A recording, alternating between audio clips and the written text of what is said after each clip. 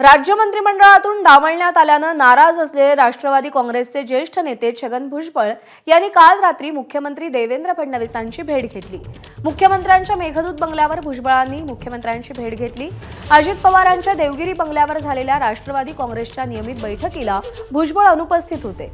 त्यामुळे त्यांच्या आणि मुख्यमंत्र्यांच्या भेटीकडे राजकीय वर्तुळात कुतूहलानं पाहिलं जात आहे।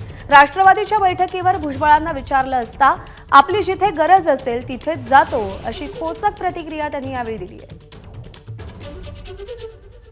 मुख्यमंत्र्यांना भेटायला आलो याचं कारण त्यांच्या इकडे गृह मंत्रालय सुद्धा आहे। दादा थोडं पाठवा त्या पोलिसांना कवायत ग्राउंडला जे आहे भिंत टाकायचे आहेत, जेवढ्या पोलीस स्टेशनच्या लोकांची पोलिसांसाठी घरं पाहिजे त्या संदर्भामध्ये आम्ही त्यांची चर्चा केली। त्याच्यानंतर वेळ लागला त्याचं कारण होतं की आज लोकसत्ता वर्तमानपत्राचा कार्यक्रम होता, त्याच्यामध्ये झालेल्या प्रश्नोत्तराच्या बाबतीमध्ये थोडंसं चर्चा केली की काय काय कसं आहे।